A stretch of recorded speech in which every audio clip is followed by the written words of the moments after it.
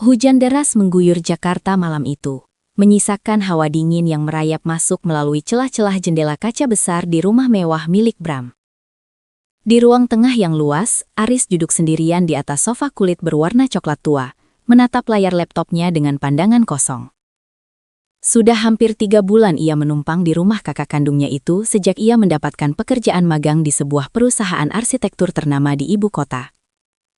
Baginya, Bram adalah sosok pahlawan, kakak yang selalu bisa diandalkan, dan pria yang sukses dalam segala hal, termasuk dalam memilih pendamping hidup.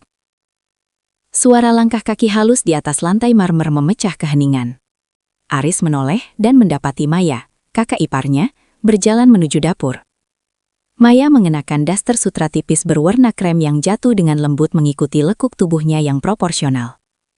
Rambut panjangnya dibiarkan tergerai acak-acakan, memberikan kesan alami yang justru menambah daya tariknya.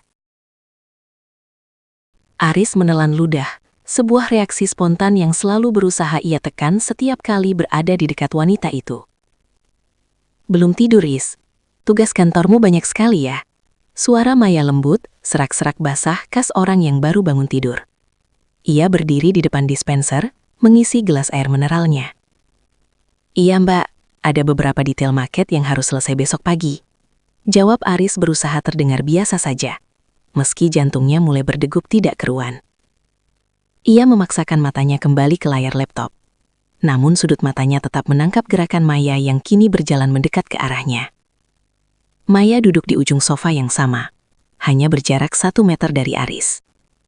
Aroma parfum melati yang samar berbaur dengan aroma tubuh aslinya menyeruak, memenuhi indera penciuman Aris. Bram belum pulang juga. Katanya ada meeting mendadak di luar kota sampai lusa. Rumah ini terasa sangat sepi kalau dia tidak ada. Desah Maya pelan. Matanya menatap rintik hujan di balik jendela. Ada nada kesepian yang mendalam dalam suara Maya. Aris tahu betul bahwa pernikahan kakaknya tidak seindah yang terlihat dari luar. Bram adalah seorang workaholic yang sering mengabaikan istrinya demi ambisi karir. Di balik kemewahan rumah ini, Maya hanyalah seorang wanita yang merindukan perhatian. Sesuatu yang jarang ia dapatkan dari suaminya sendiri. "Mas Bram emang sedang sibuk-sibuknya, Mbak. Proyek di Surabaya itu sepertinya besar sekali." Aris mencoba membela kakaknya, meski dalam hati ia merasa kesal, karena Bram membiarkan wanita seindah Maya merasa terabaikan. Maya menoleh ke arah Aris, memberikan senyum tipis yang tampak getir. "Kamu persis seperti dia saat muda, Aris. Ambisius, pintar, dan sangat fokus. Tapi kamu punya sesuatu yang tidak dimiliki Bram. Kamu lebih peka." Pujian itu terasa seperti sengatan listrik bagi Aris. Ia merasa terjebak dalam situasi yang berbahaya. Sejak pertama kali ia menginjakan kaki di rumah ini, ia sudah merasakan ada ketertarikan yang salah terhadap kakak iparnya. Ia tahu ini adalah dosa besar, sebuah pengkhianatan terhadap darah dagingnya sendiri. Namun, semakin ia mencoba menjauh, semakin kuat daya tarik yang dipancarkan oleh Maya. Malam-malam berikutnya menjadi semakin menyiksa bagi Aris. Bram semakin jarang pulang, dan interaksi antara Aris dan Maya semakin intens. Mereka mulai sering menghabiskan waktu bersama, mulai dari makan malam berdua, menonton film di ruang home theater, hingga diskusi-diskusi panjang tentang kehidupan yang berlangsung hingga larut malam. Batasan antara adik ipar dan kakak ipar perlahan mulai mengabur, digantikan oleh ketegangan seksual yang tak terucapkan, namun sangat terasa di udara. Suatu sore, ketika hujan kembali turun dengan lebat, listrik di rumah itu tiba-tiba padam. Seluruh ruangan menjadi gelap gulita. Aris yang sedang berada di kamarnya segera keluar membawa senter ponselnya. Ia mendengar suara pekikan kecil dari arah dapur. Dengan cepat, ia berlari ke sana. "Mbak Maya, Mbak tidak apa-apa?" tanya Aris cemas. Ia menemukan Maya berdiri mematung di dekat meja makan, wajahnya pucat karena terkejut. "Aku tidak apa-apa, Aris. Hanya kaget saja. Aku sedang memotong buah tadi," jawabnya dengan suara gemetar. Aris mendekat, mengarahkan cahaya senternya ke arah tangan Maya. "Tangan Mbak berdarah," serunya saat melihat cairan merah mengalir dari jari telunjuk Maya. Tanpa berpikir panjang, Aris meraih tangan lembut itu. Kulit Maya terasa dingin namun sangat halus. Aris menuntunnya ke wastafel, membasuh luka itu dengan air mengalir, lalu membawanya duduk di kursi meja makan. Dalam keremangan cahaya senter yang diletakkan di atas meja, suasana menjadi sangat intim. Aris dengan sangat hati-hati membersihkan luka di jari Maya. Jarak mereka begitu dekat hingga Aris bisa merasakan napas Maya yang memburu di permukaan kulit lehernya. Setiap sentuhan jari Aris pada tangan Maya seolah mengirimkan gelombang panas yang membakar akal sehatnya. "Terima kasih, Riz," bisik Maya. Suaranya kini terdengar berbeda, lebih dalam dan penuh makna. Matanya yang sayu menatap Aris dengan intensitas yang membuat Aris terpaku. Aris mendongak, dan untuk beberapa detik, waktu seolah berhenti. Di mata Maya, ia tidak melihat sosok kakak ipar, melainkan seorang wanita yang penuh hasrat dan kerinduan. Keheningan malam itu hanya diisi oleh suara detak jantung mereka yang saling bersahutan, dan deru hujan di luar sana. "Mbah," Aris memulai, namun kata-katanya tertahan di tenggorokan. Tangan Maya yang tidak terluka perlahan naik, menyentuh pipi Aris dengan lembut. Jemarinya membelai rahang Aris. Sebuah gerakan yang sangat provokatif, namun penuh kelembutan. "Kenapa kamu harus menjadi adiknya, Riz? Kenapa bukan kamu yang datang lebih dulu dalam hidupku?" Pertanyaan itu adalah sebuah pengakuan yang meruntuhkan benteng pertahanan terakhir Aris.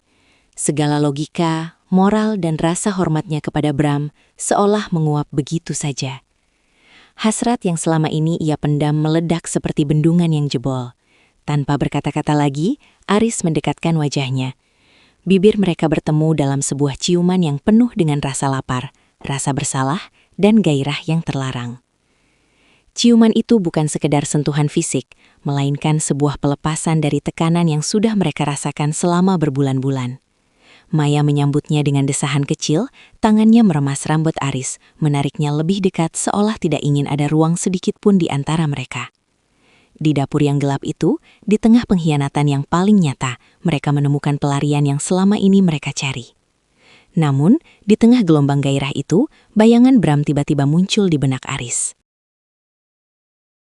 Ia teringat bagaimana Bram membantunya membayar biaya kuliah, bagaimana Bram memberikannya tempat tinggal, dan bagaimana Bram selalu membanggakannya di depan teman-temannya. Aris melepaskan ciuman itu dengan napas tersengal. Ia mundur selangkah. Wajahnya penuh dengan kengerian atas apa yang baru saja ia lakukan. "Ini salah, Mbak.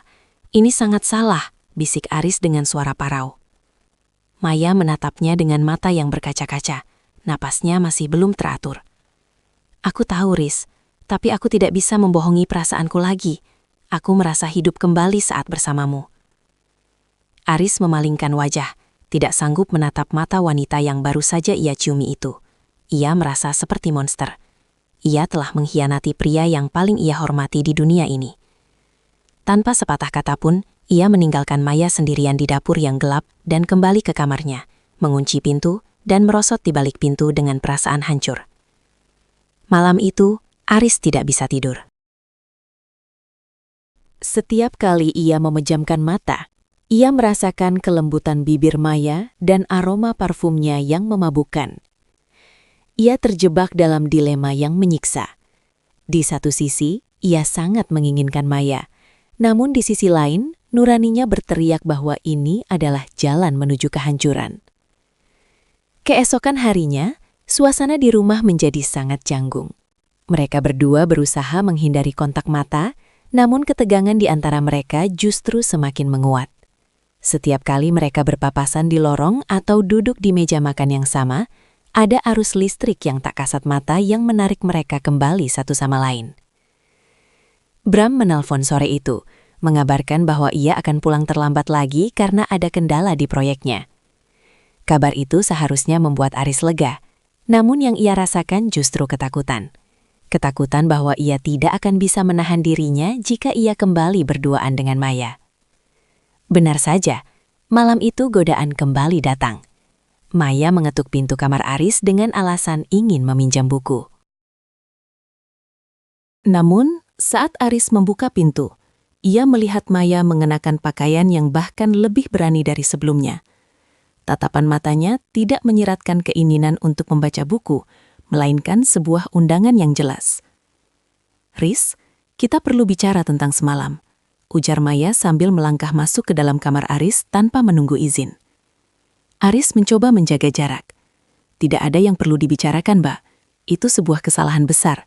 Kita harus melupakannya sebelum Mas Bram tahu." Maya mendekati Aris, memojokkannya ke arah dinding. "Melupakannya?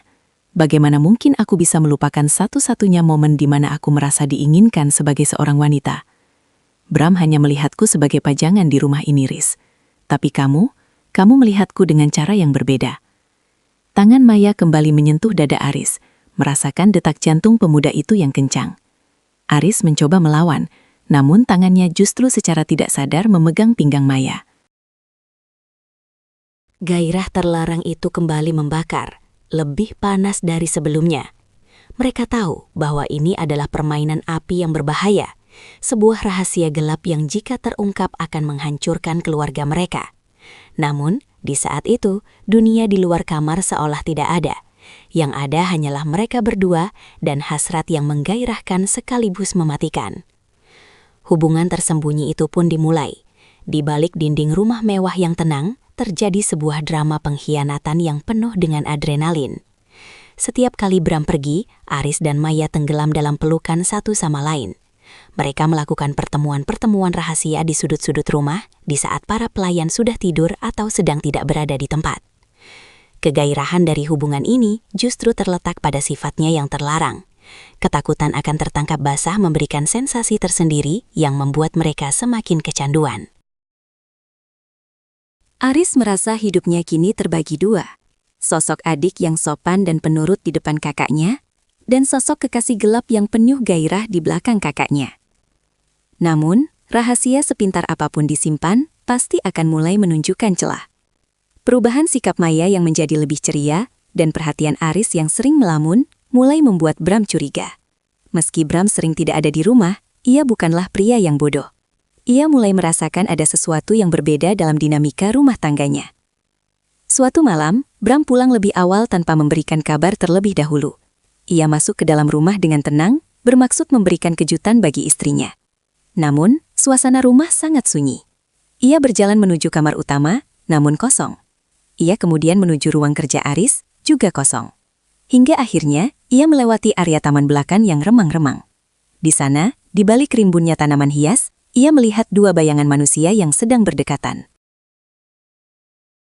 Bram mematung, jantungnya seolah berhenti berdetak saat ia mengenali suara tawa kecil Maya dan suara bisikan rendah Aris. Ia tidak bisa melihat dengan jelas apa yang mereka lakukan, namun kedekatan mereka sudah cukup untuk menceritakan segalanya. Bram tidak langsung melabrak mereka. Ia adalah pria yang penuh perhitungan. Ia memilih untuk mundur, kembali ke mobilnya, dan duduk di sana dengan amarah yang mendidih. Dunia yang ia bangun dengan susah payah seolah runtuh dalam sekejap. Pengkhianatan ini datang dari dua orang yang paling ia cintai dan percayai. Beberapa hari kemudian, suasana rumah menjadi sangat mencekam.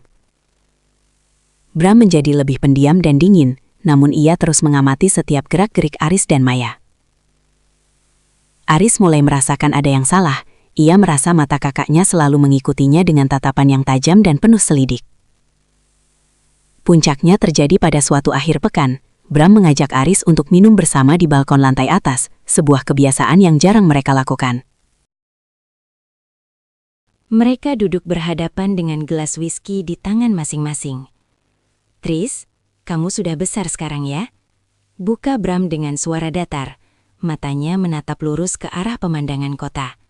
"Iya, Mas. Berkat dukungan Mas juga," jawab Aris, mencoba menyembunyikan kegugupannya. "Aku selalu ingin yang terbaik untukmu.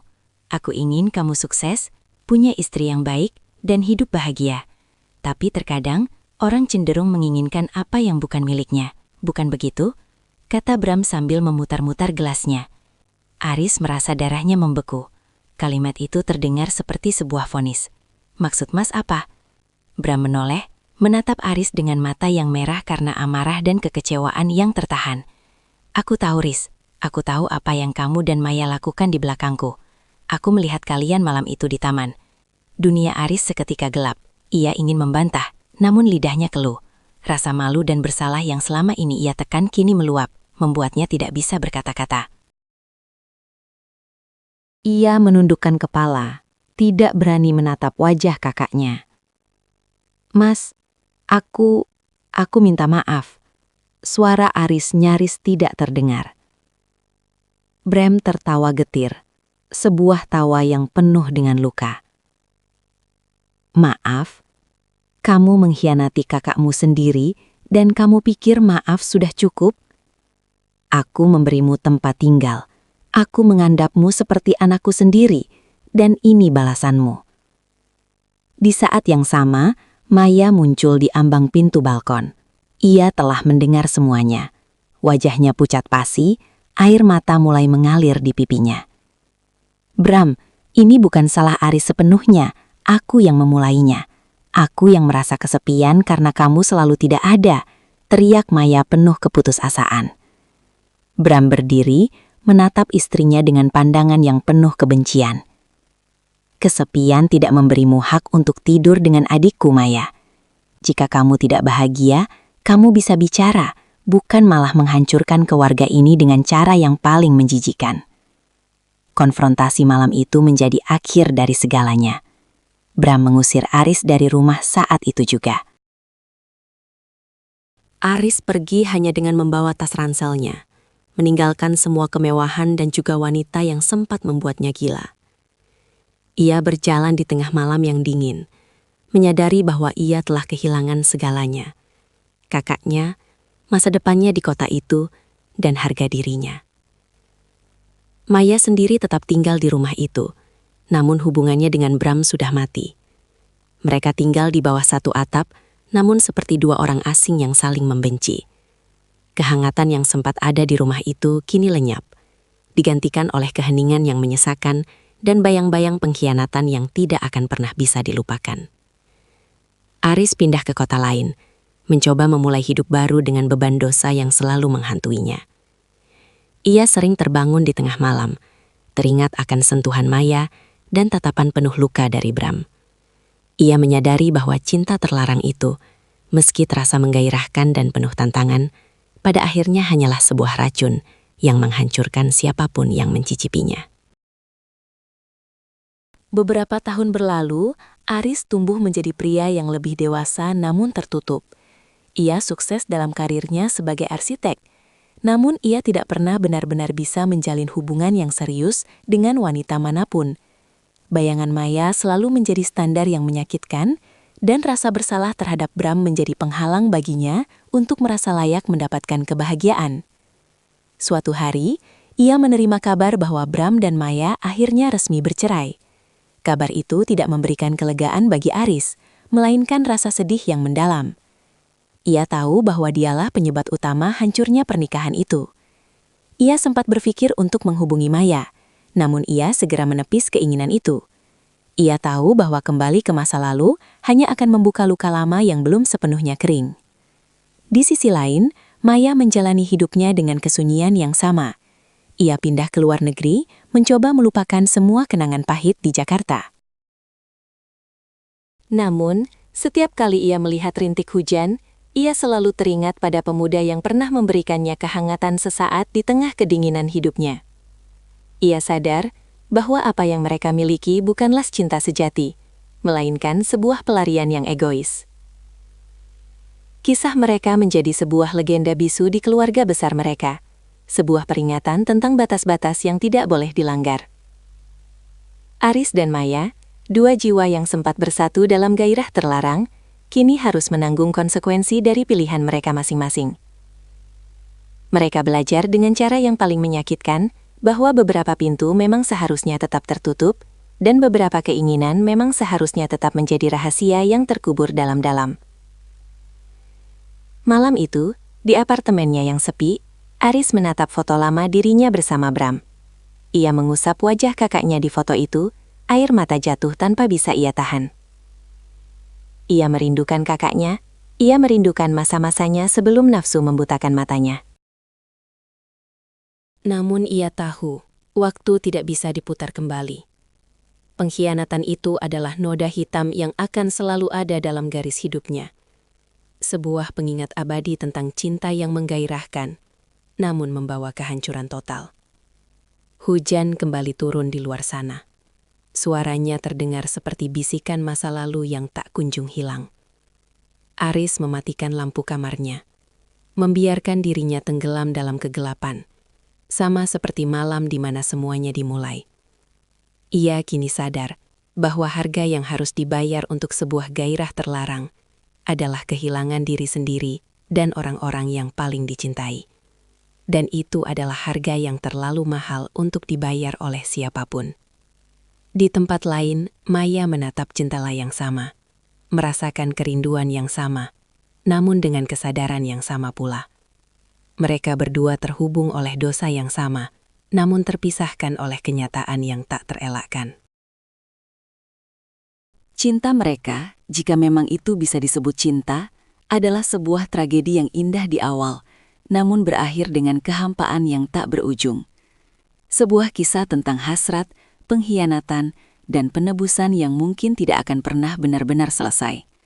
Setiap langkah yang Aris ambil kini terasa lebih berat, namun ia terus berjalan. Ia mencoba memperbaiki hidupnya satu demi satu. Ia mulai aktif di kegiatan sosial, mencoba memberikan manfaat bagi orang lain sebagai bentuk penebusan dosanya.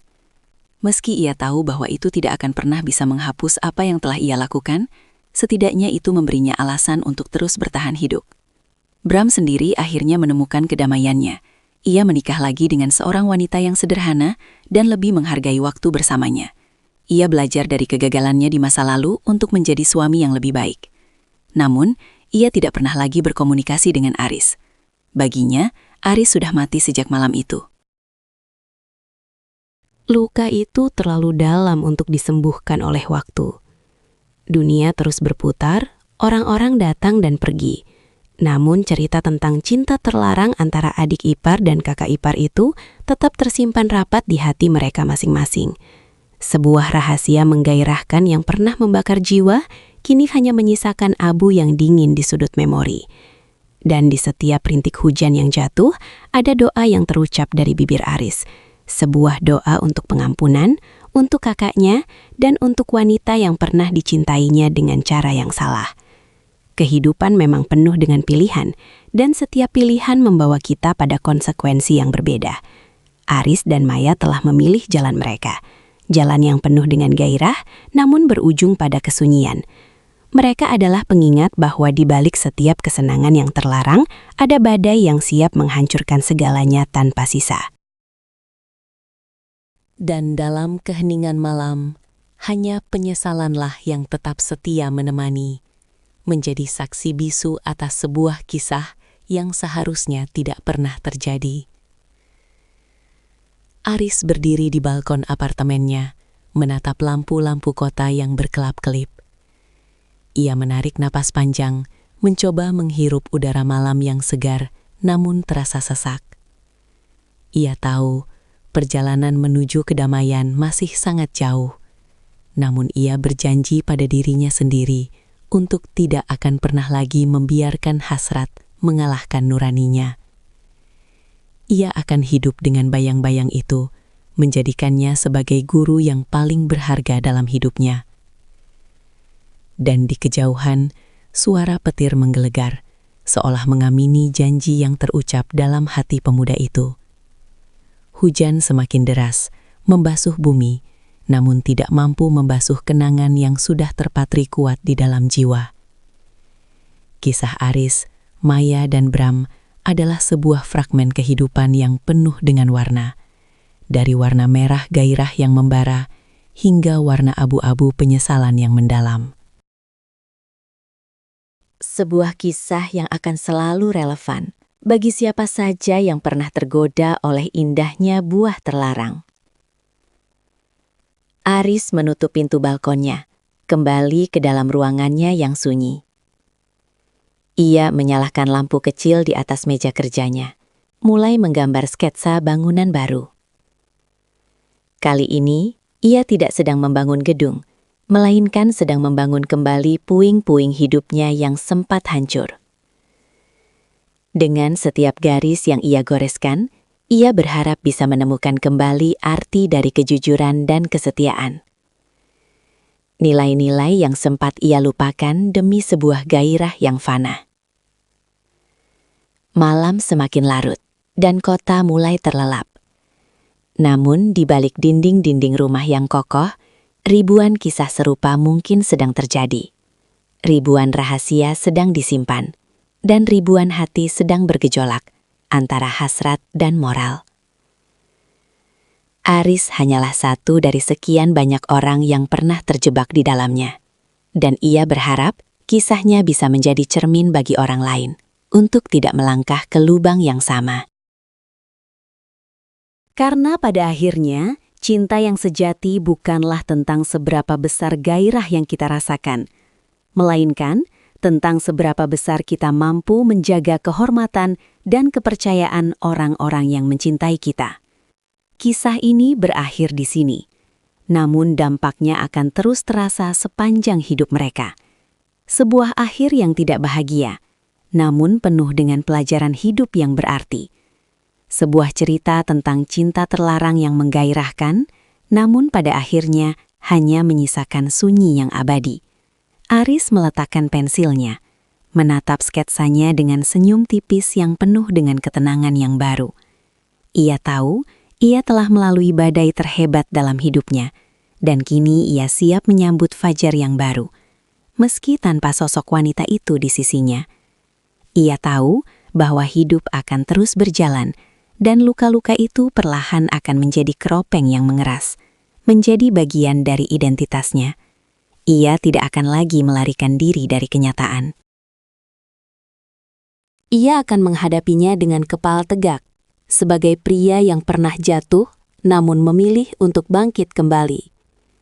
Dan di suatu tempat di luar sana, mungkin Maya juga sedang melakukan hal yang sama, mencoba menemukan cahayanya sendiri di tengah kegelapan yang mereka ciptakan bersama. Begitulah takdir bermain dengan perasaan manusia, menguji batas-batas kesabaran dan kesetiaan. Dan bagi Aris, Maya, dan Bram, ujian itu telah selesai, meninggalkan jejak yang tak terhapuskan dalam sejarah hidup mereka.